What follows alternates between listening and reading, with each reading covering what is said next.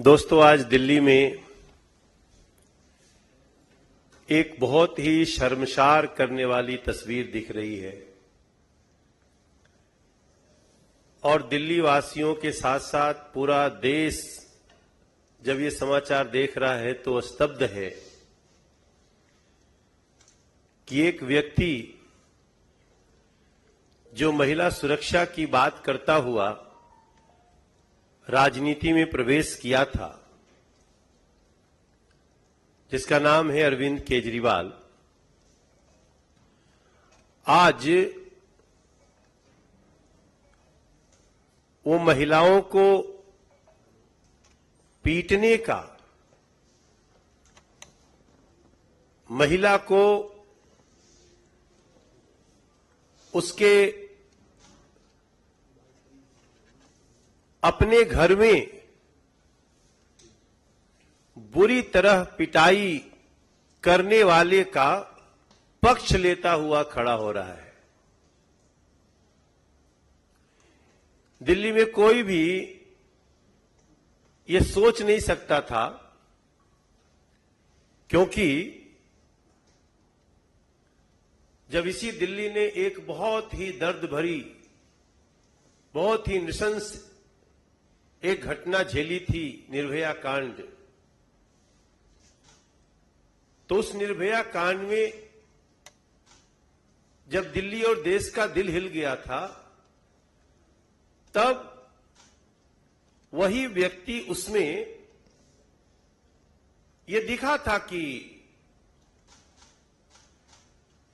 वो महिला सुरक्षा के पक्ष में कुछ बातें कर रहे थे। और आज वही अरविंद केजरीवाल एक महिला को पीटने वाले को बचाने के लिए, उसको सजा न हो इसके लिए आज सड़कों पे प्रदर्शन कर रहे हैं,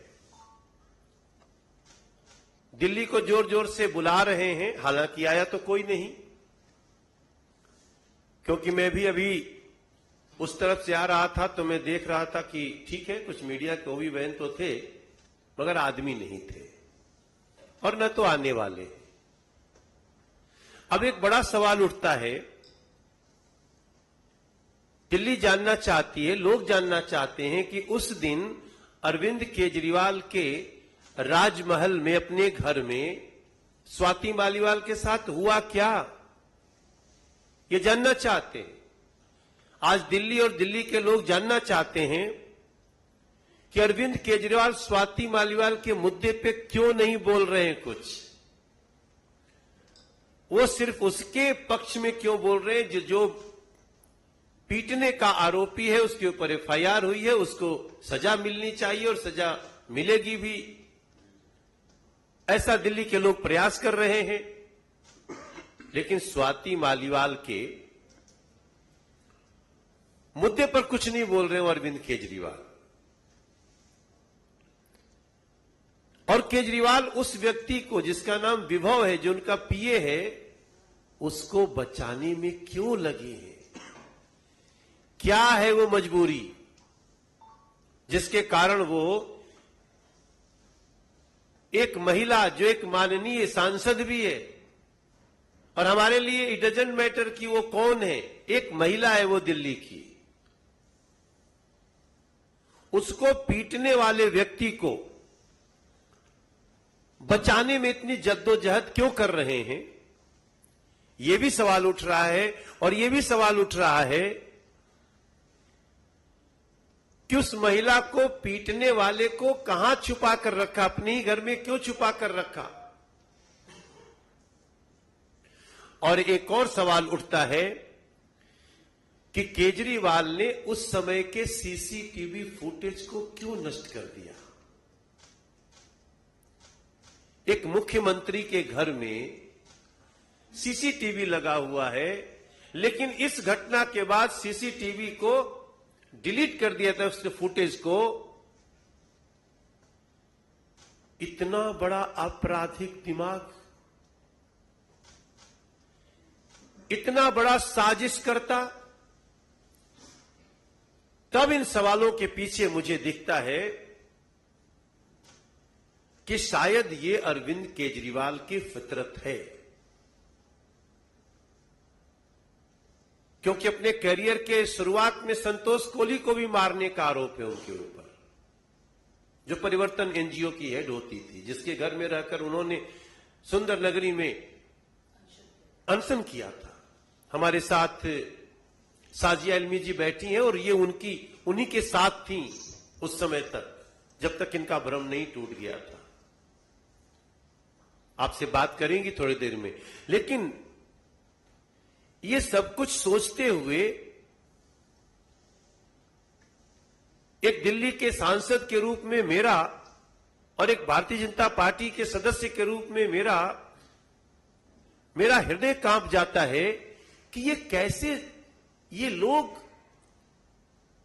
कितनी घटिया सोच रखते हैं। अपनी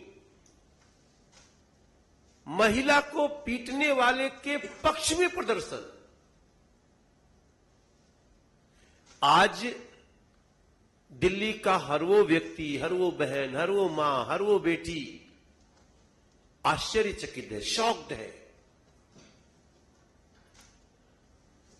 ऐसे में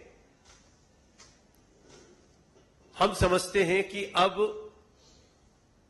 अरविंद केजरीवाल, जो कि आए तो हैं एक 20 दिन के स्पेशल अधिकार के साथ, ठीक है, आज उनको सुप्रीम कोर्ट ने बेल तो नहीं दी, पूरी तरह से लिख दिया उनके माथे पर कि आप एक कट्टर भ्रष्टाचारी हो, आपके खिलाफ बहुत प्रूफ है, लेकिन फिर भी उसके बाद भी उनको 20 दिन की एक मोहलत मिली, जो कि इस समय देश में थोड़ा सा विवादों का विषय भी बन रही है। बहुत लोग ऐसे हैं जो इस पर सवाल भी उठा रहे हैं कि ऐसा स्पेशल ट्रीटमेंट क्यों। कई ऐसे लोगों की बात चल रही है। फिर भी क्या अरविंद केजरीवाल आपको इसीलिए भेजा गया था 20 दिन के लिए? जो रिपोर्ट आई है, जो उनके चोट की, वो बहुत गंभीर चोट है, सर में भी और इधर बांह के पास भी।